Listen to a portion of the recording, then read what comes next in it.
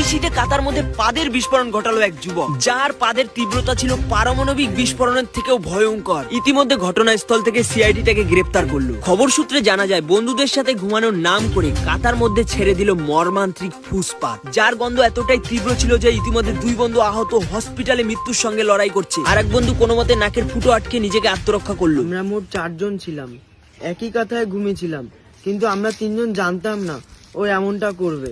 এবং পুলিশ তাদের বাড়ি থেকে গ্যাস তৈরি করার আরো অনেক ধরনের সামগ্রী উদ্ধার করলো। আমরা এর বাড়ি থেকে বিভিন্ন জাতের মূল্য উদ্ধার করেছি, দেশি বিদেশি, জার্মানি ইত্যাদি। এবং এই গ্যাসের গন্ধ আরো তীব্র করার জন্য সকাল সকাল খালি পেটে জলজিরা খেত।